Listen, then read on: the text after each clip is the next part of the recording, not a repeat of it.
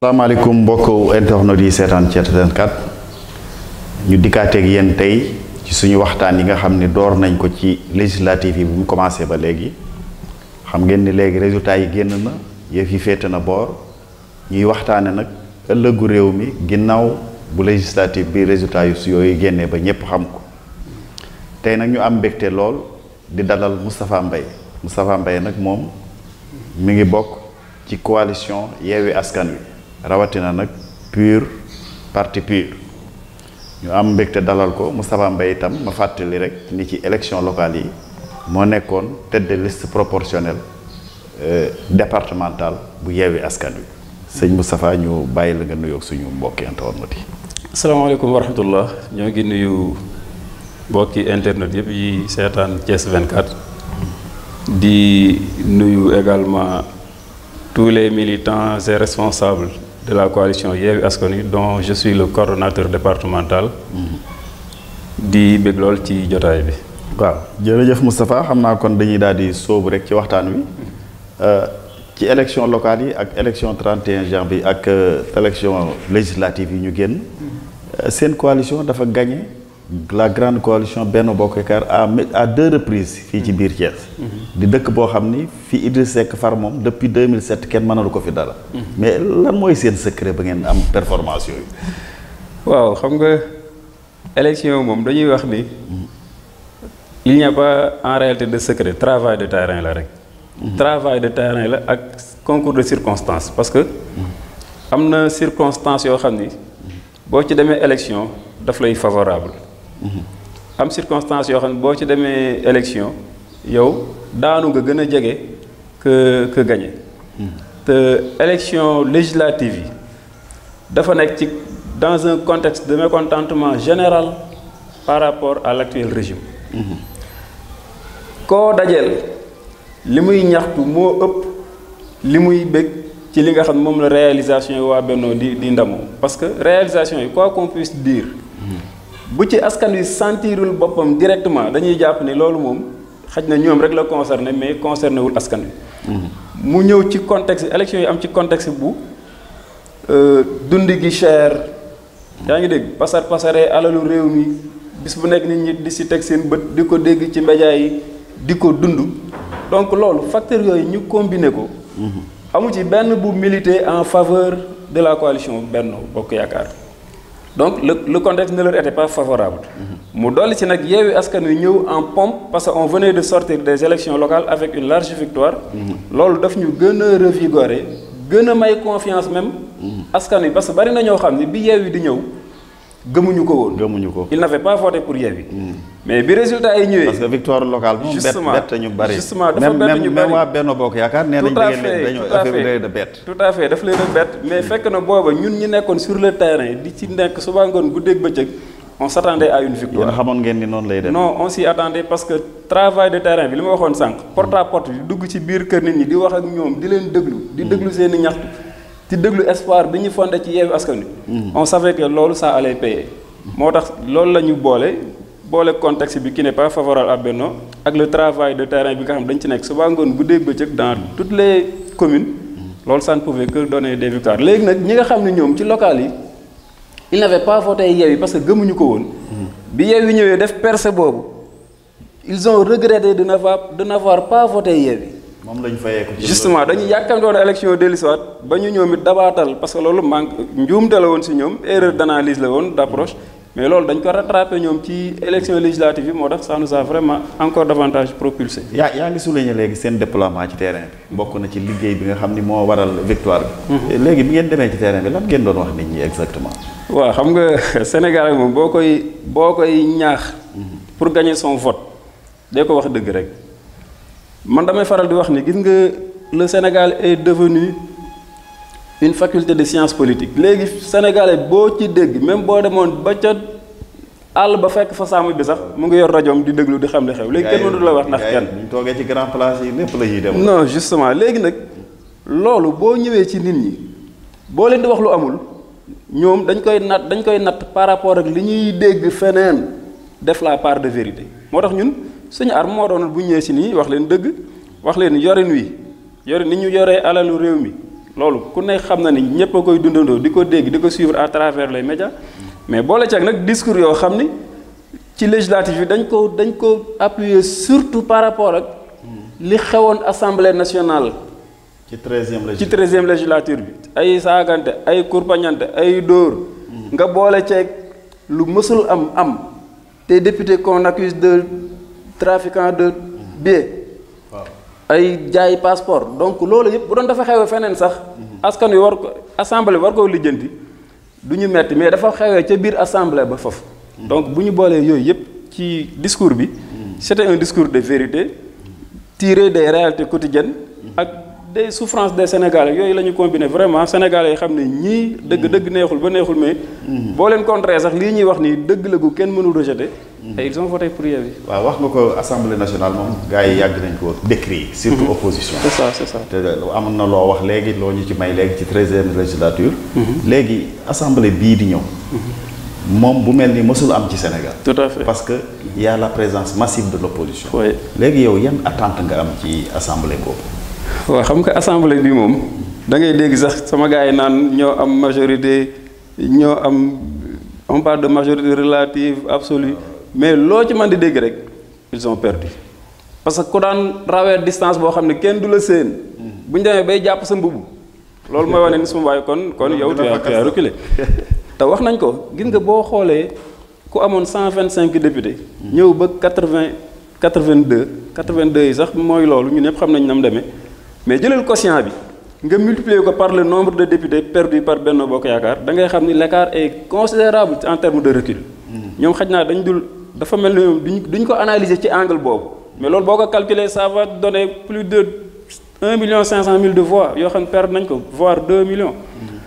maintenant assemblée bii di ñëw liñ ci xaar mooy dañu gëm ni du yomb si ñoom. waaw du yomb si ñoom parce que assemblée dafa bari lu ci Sénégalais yi doon joytu mooy absentéisme bi.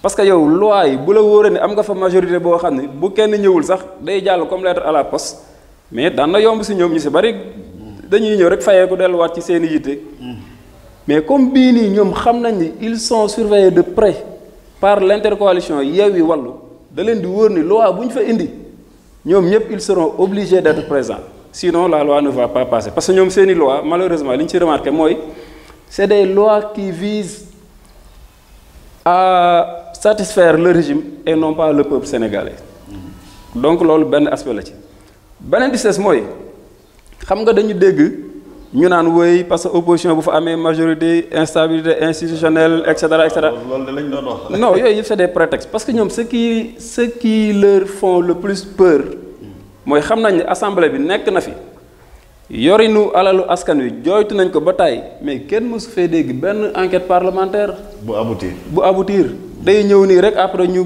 mësal mu dem donc xam nañ ni ce n'est pas ce ne sont pas les institutions qui sont menacées mais c'est pratiquement les membres du gouvernement qui gèrent comme bon leur semble sans aucune suite juridique et cetera loolu xaj na mooy seen crainte yi ñu am ñu jàpp ne nag comme ñun jàpp nañu suñu digganteeg ñoom nii la diggante ñaari oto yu sësante xam ne booy teggi sa tànk rek di ko mbëkk jàpp nañu kon la tâche ne sera pas facile pour Benno et ça ce sera pour l'intérêt du peuple parce que de toute façon même bu ñuy entamer ay procédures d'enquête parlementaire ñoom ñu siy dugal ay njuuj njaaj it ñun xam nañ ni du yomb comme na mu daan yombe si ñoom. waaw du yomb comme ni nga ko waxee léegi seen nombre de députés yi moom vraiment ëpp léegi moom demeewul noonu. tout à fait ëpp léegi demeewul noonu mais nag am na lan lu ci xew. mooy Pape Diop mi rocceeku dem fekk.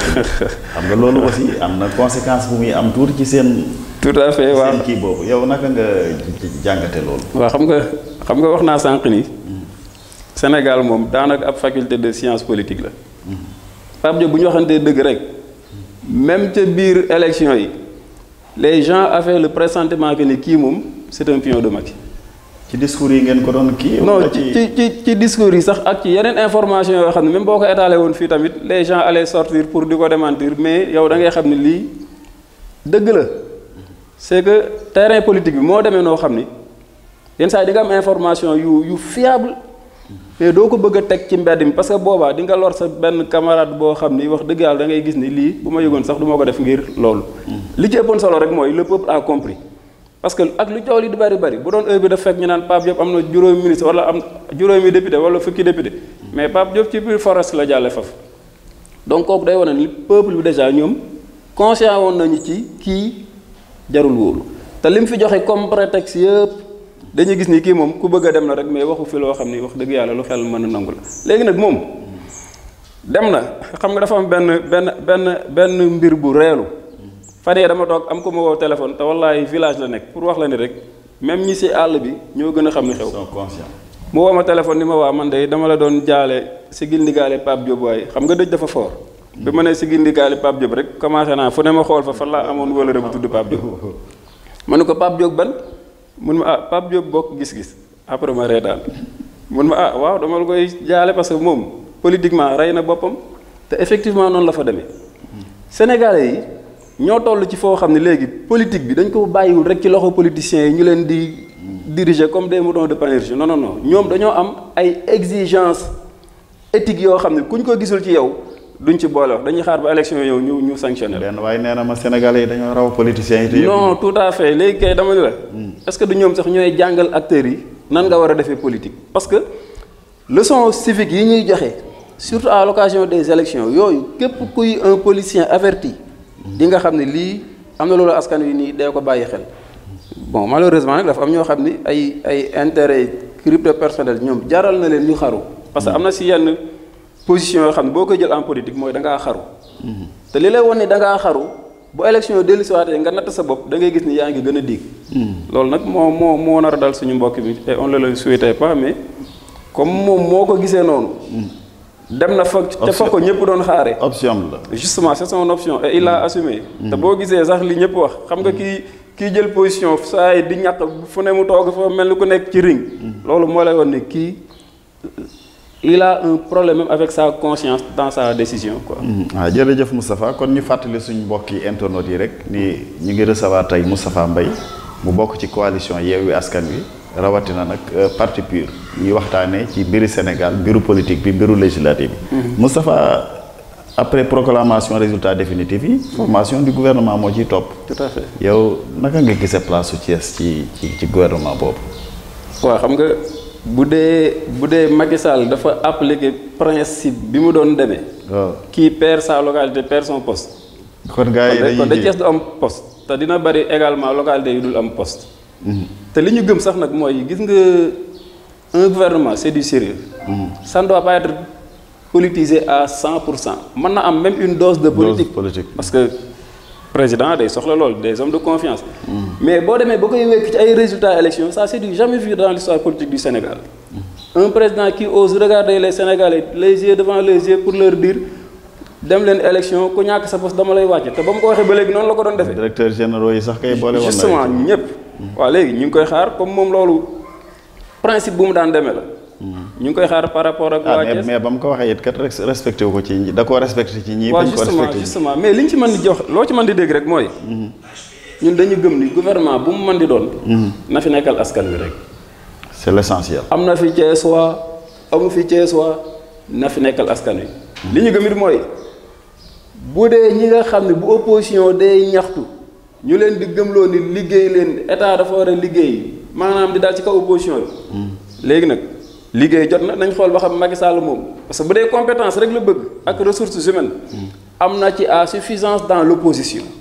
wax dëgg yàlla bu dee ñoo xam dafa bëgg rek ñu liggéey bu dee nag dafa bëgg ñoo xam ne bu fu mu sëqatee ñu ne ko xam nga laaw boole ko ak ay tàccu. loolu bu boobaa day delluwaat ci ay nitam.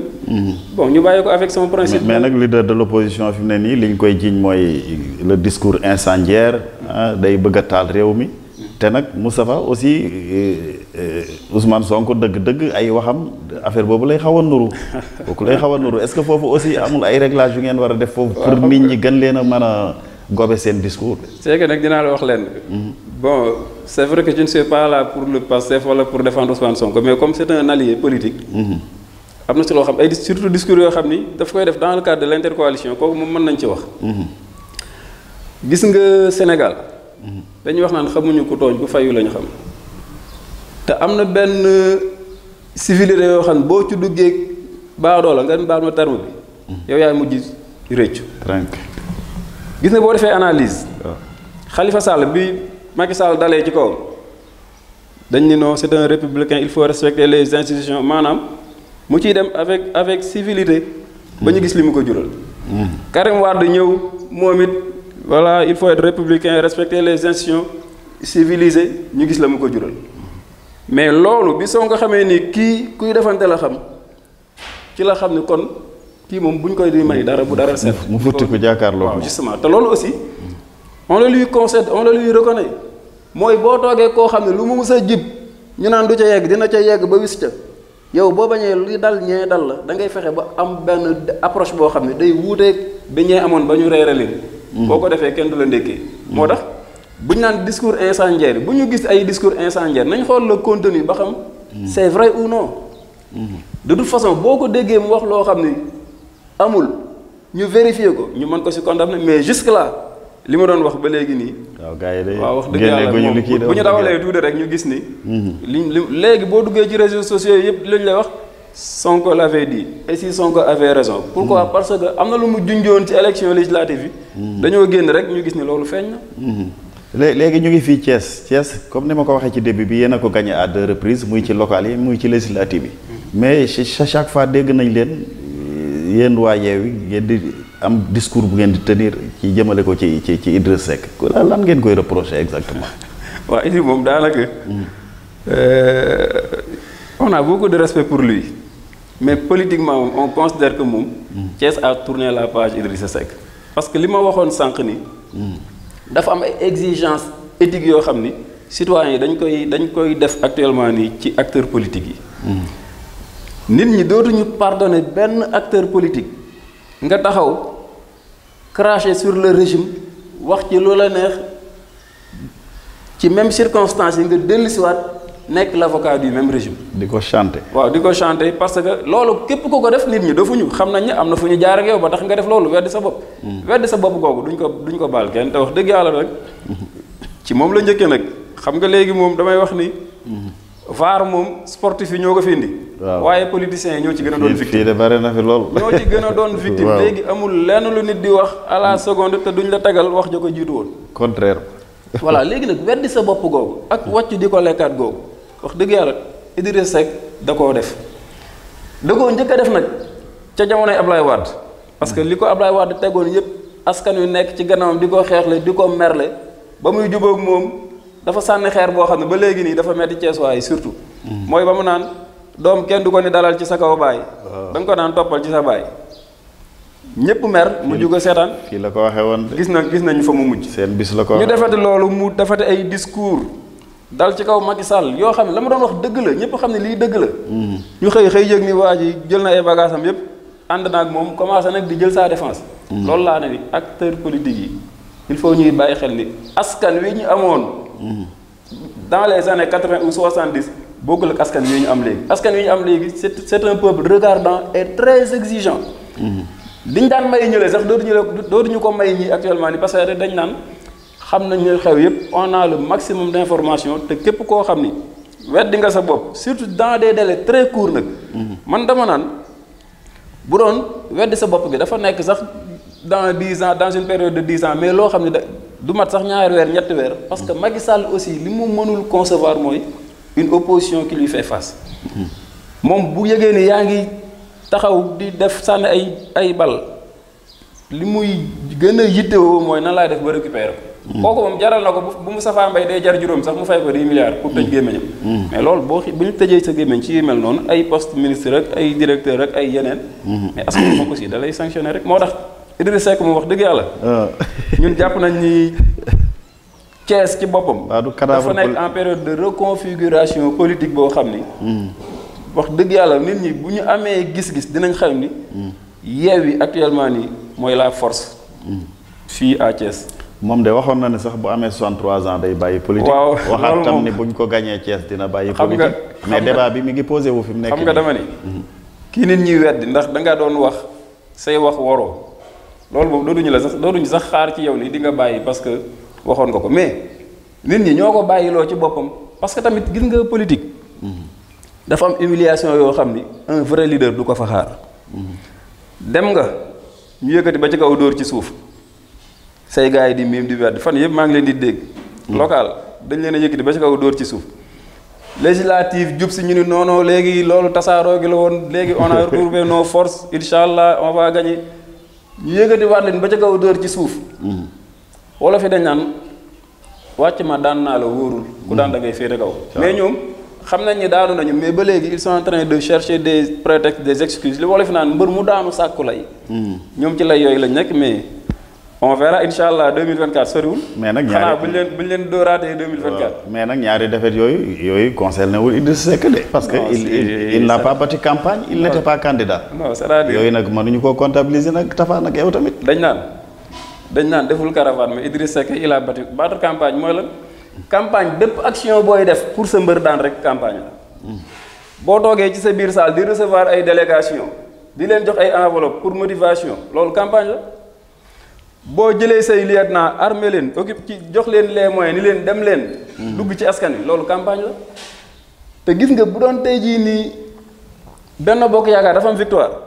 non loxo Idriss Seck la ñuy jàpp ca kaw yëgal yi. voilà gis nga Thiès a redonner confiance à Idriss Seck mais gi nga xam ne bu ndam amoon moom lañ koy askanale mais bu defet amee nañ am honnêteté moom it nangu ni defet bi moom la ak ñi ma àndal ñëpp. te dafa am benn sew-sew bu nekk foofu xam nga organisation dafa baax.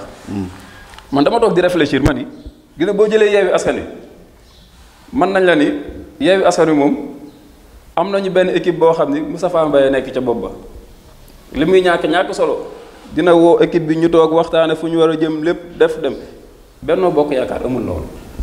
ay candidats yi ñu investir ñoo fa am rek kenn ku nekk bëgg a wone sa bopp. par rapport ak loolu baadu armée mexicaine la. justement armée mexicaine la rek mais loolu aussi ça milité en faveur de Yewwi. kon daal yow Idi daal dafa war a respecter affaire am boobu dem tool. waaw xam nga ñun xam nga dañuy wax. Sénégal dañu fonk kàddu. dañ naan gor ca wax ja. gor ca wax ja moo tax xam ne ñëpp ñu ngi fi sanctionné la politiquement. non seulement du ci seen jëf rek. mais ci seen kàddu gu ñu ormaalul la dama ne boo yoree sa kër sax xale bu ndaw boo ko diggee tàngal ni ko bu ma dellusee jox ko boo dellusee war ngaa góorgóorlu ba jox ko tàngal ngir valeur yooyu dañ ko doon incarner di ko dundal. mais bu ñu demee nag ba ñu koy fawe am ñu naan non loolu ay paroles de circonstance la woon mais leader politique man daal xam nga lu ma ci mën a xam ci gàttal. ñoom ñoo ngi fi Yewwi Askan Wi moom mu ngi fi. jàkkaarloog ñoom waaw combat bi ñaari combat yi jeex na. beneen combat des na. ñun ñoo ngi sur le terrain ñu xaar ko ba xam nu mais jàpp naa ne 2024 nag bu ñu leen yëgee waatee ba dóor ci suuf. wax dëgg yàlla xanaa dinañ nangu nag. dinañ nangu waaw Moustapha day waxtaan wi neex na lool mais temps bi tam xaw nañoo xoj. léegi nag dañ lay bàyyi rek nga tàggatoo ak suñu mbokk internautes yi. waaw di la jaajëfal bu baax ci invitation bi. di remercier tous les militants de Yewwi Askan Wi encore une fois.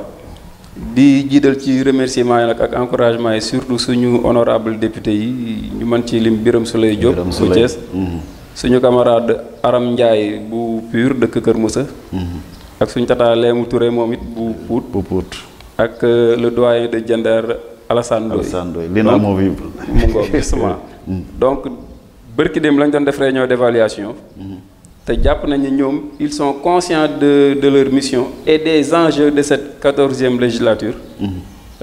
ñu ngi leen di dénk yàlla di leen ñaanal ndam ci mission boobu. di jaajëfal également tout le peuple thiessois ci confiance bi ñu am ci Yewwi Askan Wi. te wane ko ci élection yi ñu jàll te gëm nañ ni dañ koy gën a wanewaat parce que gis nga li ñu waxul Benno Bokk Yaakaar. non seulement pertul mais daa reculé sax parce que. élection locale ils avaient 70 000. voix. bii nii àgguñ sax 70 000 te. écart bi c'est de 21 000 boo ko jëlee donc loolu moom xam nañ ni confiance la bu Sénégalais yi am ci Yewwi Askan Wi ñu ngi leen ci jaajëfal bu baax di ñaan yàlla rek ñun ñëpp ñu àndaat defaruwaat ba incha allah bu ñu leen daanee 3 fois nag bëre sax dootul mën a am jërëjëf Moustapha kon nag ñu sant la gërëm la yow it wax dëgg yàlla dañ la woo rek nga daal di joxe sa accord daal di ñëw di la ciy sant di la gërëm kon nag mbokki internautes yi mi ngi noonu ñu doon waxtaan ak Moustapha Mbaye bu coalition Yewwi Askan Wi ñu ngi leen di sant di leen gërëm di leen jox dig daje léegi-léegi ak beneen invité jërë ngeen jëf